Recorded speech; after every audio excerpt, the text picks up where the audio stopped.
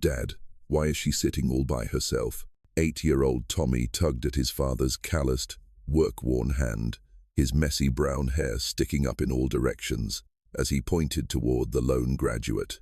"Maybe her family just got lost in the crowd, son," Marcus whispered, though a feeling deep in his gut told him it was more complicated than that. Tommy tugged on his father's hand again, a little harder this time, his 8-year-old heart unable to ignore suffering when he saw it. "Can we go say hi to her? She looks so sad." Marcus hesitated. They were here to celebrate his friend Roberto's graduation, and he'd learned to be cautious about approaching strangers. But the woman's solitude reminded him of his own moments of loneliness, times when he'd wished someone, anyone, would notice his pain. "All right, but just to say congratulations. If she wants to be left alone, we'll respect that." Marcus placed a gentle hand on Tommy's shoulder, guiding him as they weaved through families happily snapping photos. As they got closer, the young woman's isolation became more palpable. Despite the formal cap and gown, her shoulders were slumped slightly, her gaze distant, fixed on nothing in particular. A knot of unease tightened in his stomach, worried he was intruding on a private moment. He cleared his throat, searching for a polite opening. "Excuse me." But before he could get the words out, Tommy had slipped from his grasp and taken a step forward, looking up at her with all the solemn gravity an 8-year-old could muster. "Hi, I'm Tommy," he announced, "and this is my dad, Marcus. Congratulations on graduating." He stuck out a small hand, his gaze clear and unafraid. Startled, Alexandra looked up, pulled from the depths of her thoughts. Her gaze traveled from the adorable boy with his tousled hair to the tall man with kind eyes standing behind him, who looked slightly sheepish. She glanced down at the offered hand, and after a moment's hesitation, reached out and took it. It was warm and soft in hers. "Your cap is silly," Tommy continued, his tone one of pure observation. "It looks like a square plate for books."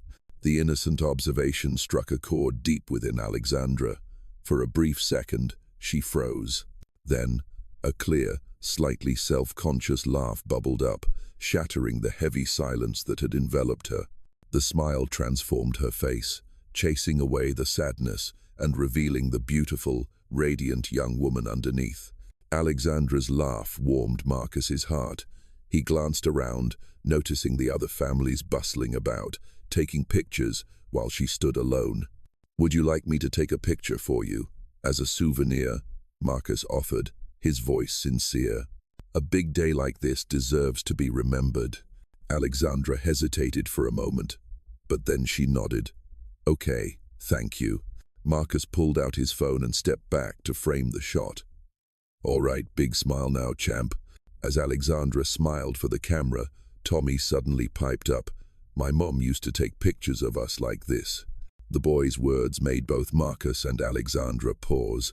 Alexandra lowered her smile, her expression softening as she looked at the boy. "Oh, and where is your mom?" Tommy looked up at his dad, then back at her, his voice clear. "She's in heaven. Dad says she's a star watching over us." The pure innocence of his answer pierced Alexandra's heart. This little boy, who carried his own loss, was here comforting her. Before anyone could say another word, Tommy stepped forward and wrapped his small arms around Alexandra's neck in a warm, earnest hug. "Please don't be sad." Tommy's hug was the final touch that broke the dam. A single, hot tear traced a path down her cheek, but it wasn't a tear of self-pity. It was a tear of gratitude, because for the first time in a very long time, she didn't feel invisible. Marcus quietly placed a hand on his son's back, his own heart swelling with an indescribable emotion.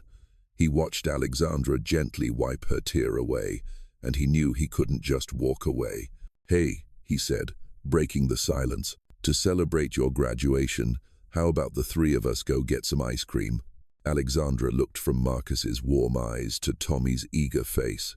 A genuine smile, free of any strain, bloomed on her lips. "Yes, I'd love that." The small ice cream shop was a riot of color, brimming with the laughter of children, a world away from the solemn atmosphere of the graduation ceremony. Tommy sat between Marcus and Alexandra, his face smeared with chocolate ice cream, his eyes shining with pure joy. "Slow down, superhero. It's not going anywhere," Marcus chuckled, dabbing his son's chin with a napkin. Alexandra smiled, watching them. The warmth between the father and son was comforting. "Looks like Tommy's a big fan of chocolate." "It was my mum's favorite flavor," Tommy piped in, his mouth still full. The boy's words cast a brief, gentle hush over the table. Marcus gave Alexandra a look of quiet understanding. He realized this must have been an emotional day for her. "So, your family couldn't make it to the ceremony?" Marcus asked gently, his tone born of genuine concern, not curiosity. Alexandra slowly stirred her vanilla ice cream. "My mum passed away a few years ago," she said, her voice steady, but her gaze distant. "And my dad, he's the CEO of a major corporation. He's always busy, always traveling." She looked up at Marcus, a sad smile touching her lips. "He sent flowers and a check.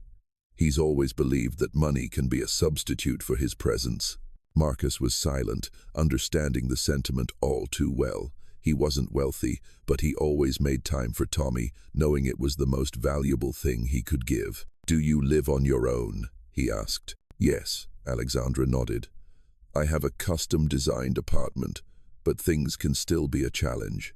Sometimes just reaching a book on a high shelf, or navigating a crowded street. It's a whole process."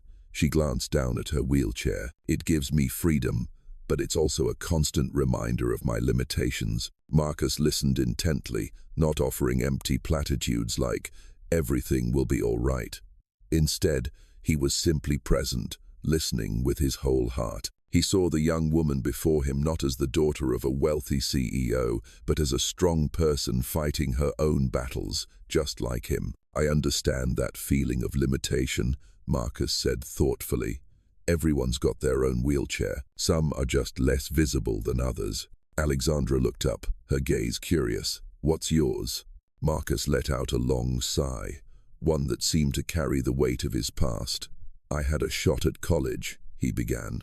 "But then my dad got seriously ill, and my mom was left to carry the weight of it all. As the eldest son, I dropped out and took a job at the factory to help support them." He glanced down at his own calloused hands. "It was my choice, and I don't regret it. But sometimes, I still wonder what life would have been like with a degree." He paused, placing a hand on Tommy's shoulder. The boy was now starting to doze off. His ice cream finished and continued in a softer voice. "Then I met Clara, Tommy's mum. She was the light of my life. She always believed I could do anything." His eyes took on a distant look, as if gazing back at a beautiful yet painful memory. "But we lost her when Tommy was born. Complications from childbirth. The doctors couldn't save her. It's just been the two of us ever since. I do everything for him. But sometimes late at night when he's fast asleep, the loneliness can be crushing." Alexandra listened in silence.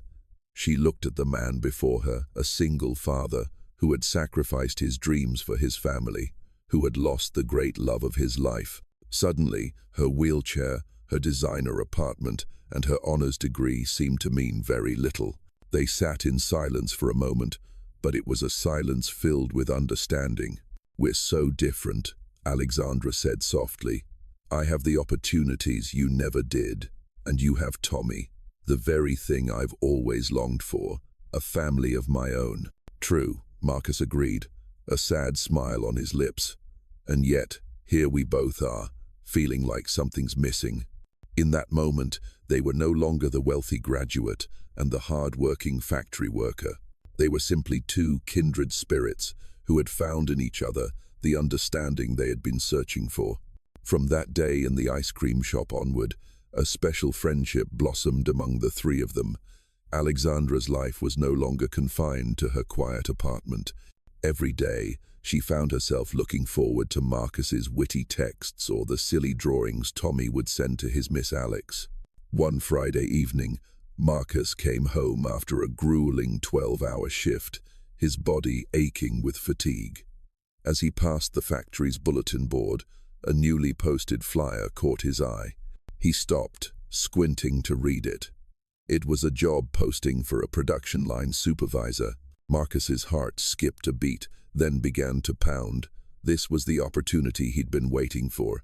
He scanned the requirements, seeing that he met every single one. But then, as his eyes reached the final line, a mandatory associate's degree, it felt like the floor had dropped out from under him. The door to a better future had just been slammed shut in his face. Later that night, Alexandra video called him as usual.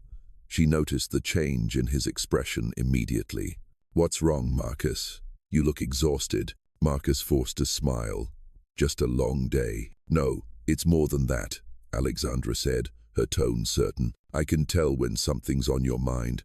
Talk to me." Marcus was quiet for a moment before letting out a sigh heavy with disappointment. "There's a supervisor position open at the factory. A much better job, Alex. Better pay, more stable hours."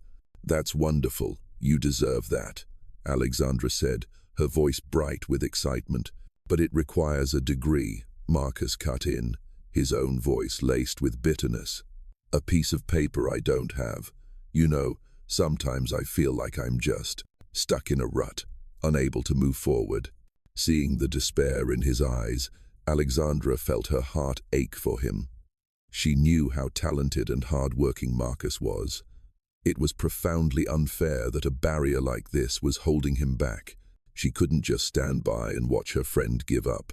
The next morning, instead of acting on impulse, she sat down at her computer and began her research.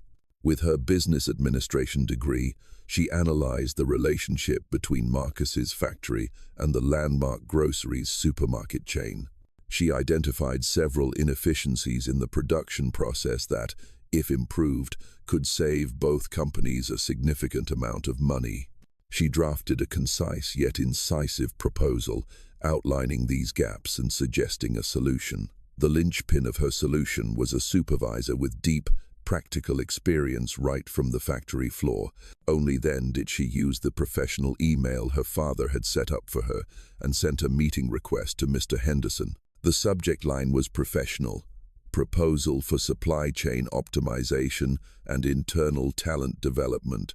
In the conference room, after the initial pleasantries, Alexandra got straight to the point. "Mr. Henderson, thank you for your time. I've been reviewing the recent performance reports between the factory and Landmark. I believe we can increase efficiency by approximately 15% and reduce the defect rate to under 2%.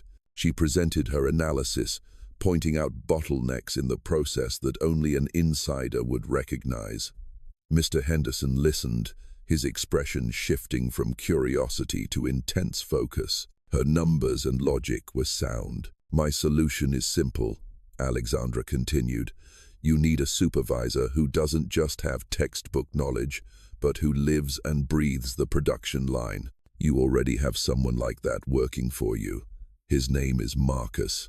At this point, she laid out Marcus's experience, his dedication, and his problem-solving skills, not as an emotional plea, but as an analysis of an untapped, high-value asset.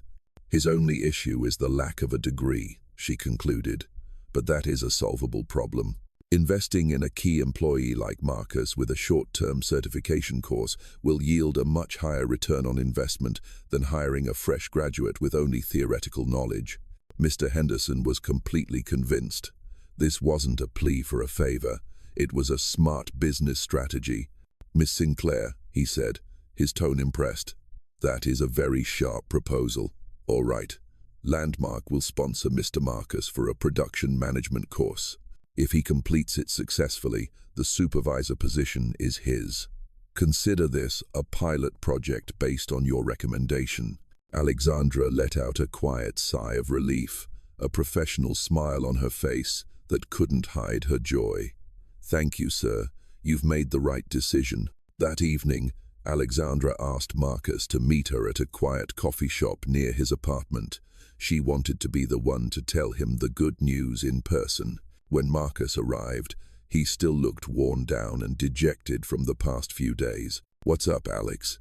You sounded urgent," he asked. Without a word, Alexandra simply slid an envelope across the table toward him. "Open it." Curious, Marcus opened the envelope. Inside was an official letter on Landmark Groceries letterhead. He scanned it, then read it again, more slowly, as if he couldn't believe his eyes. It was an offer for a fully sponsored production management certification course, with the promise of the supervisor position upon successful completion. He looked up, his eyes wide with a mixture of confusion and disbelief. What? What is this? I don't understand. I had a talk with their director, Alexandra explained gently. I simply showed them what I've always seen in you, someone talented, hard-working, and who absolutely deserves an opportunity. Marcus stared at the letter, then back at her. He stammered, "But why would you do that?" "Because you're my friend, Marcus. I couldn't just stand by and watch you give up," she said, her voice soft. Her words, combined with this incredible gesture, felt like a warm current flowing into Marcus's weary heart. He realized that everyone else saw him only as a factory worker, a struggling single dad. But Alexandra was different. She had looked past all of that, seeing the true value and potential that even he sometimes forgot he had. In that moment, a powerful emotion surged through him. It was profound gratitude, deep admiration, and beneath it all, something more, a love that was finally coming into focus. He stood, walked around the table, and knelt on one knee beside her wheelchair, taking her hand in his. His voice was thick with emotion. "Alex, thank you. The words don't feel like enough for what you've done. You didn't just give me a job, you gave me hope again." He looked up at her, his gaze earnest and deep. "You are the most amazing person I've ever met." Seeing Marcus's raw emotion, Alexandra felt tears well up in her own eyes. She squeezed his hand. "Me too, Marcus. I should be the one thanking you and Tommy. You two came into my life and brought me laughter, and you made me feel like I wasn't alone anymore." That decision wasn't just a promise. It was the start of a demanding new journey. Their lives fell into a new rhythm, hectic, but brimming with hope. By day, Marcus still worked his shift at the factory, but by night, he became a dedicated student. He threw himself into the management course with every ounce of his determination. On late nights, after Tommy was fast asleep, Alexandra became his tutor, his editor, and his biggest cheerleader. She patiently explained complex business terms, helped him draft his essays, and was always there to lift his spirits whenever he felt burnt out. During that process, Marcus realized he needed to go further. With Alexandra's encouragement, he decided to pursue his GED, the foundation he needed for a future college degree. Those late nights spent together at the study table, under the warm glow of a lamp, didn't just fill Marcus's head with knowledge, they wove a quiet, steady, and profound love between them. 1 year later, the small suburban house was flooded with morning Sunday. Marcus had built a gentle wheelchair ramp leading from the yard to the front door, a quiet testament to his love and care. The warm scent of pancakes drifted from the kitchen. Marcus was at the stove, wearing the Superman apron Tommy had given him. Beside him, a college economics textbook lay open. He was no longer the exhausted, hopeless factory worker from a year ago. Now, he was a respected production supervisor, a promising college student, and most importantly, the man of the house. At the dining table, Alexandra watched as Tommy scribbled away at a drawing. Her smile was radiant and serene. "All done," Tommy announced, holding up his masterpiece. The drawing showed 3 stick figures holding hands in front of a house. "This is Daddy, this is me, and this is Miss Alex." Alexandra pulled the boy into a hug, her heart overflowing with happiness. She looked up at Marcus, who was already smiling at her. "Look at us," Marcus said, his voice warm. "A year ago, I never would have dreamed of this."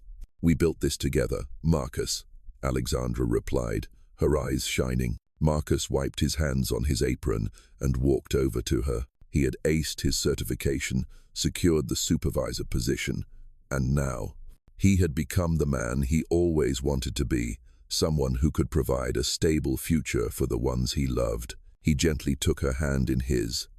"Alex," he began, his voice low and earnest.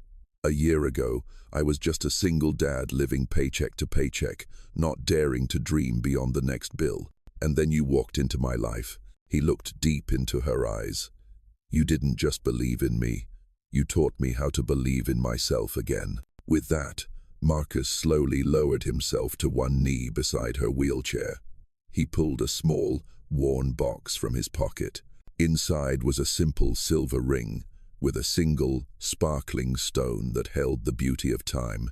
"This was my grandmother's ring," Marcus said, his voice trembling slightly. "She gave it to my mom, and my mom wanted me to give it to the woman I wanted to spend the rest of my life with. That woman is you." Tears of joy began to trace paths down Alexandra's cheeks. "Alexandra Sinclair, will you marry me? Will you make our family whole?" Without a moment's hesitation, Alexandra nodded, her voice choked with happy tears. "Yes, oh yes, I will." Marcus smiled, the brightest smile she had ever seen. He gently slid the ring onto her finger. It was a perfect fit. Tommy, who had been watching in silence, finally let out a cheer. "Yay, Daddy gave Miss Alex a ring, just like in the movies. Does this mean Miss Alex is going to be my real mom now?" Marcus stood and wrapped them both in a hug. "That's right, son. We're a family now." The story closes on the image of the three of them, holding each other tightly in the sun-drenched kitchen. From a chance encounter at a graduation, a little boy's kindness connected three lonely souls. Together, they had overcome hardship, healed old wounds, and proved that a true family isn't defined by blood, but is forged in love, empathy, and unwavering support.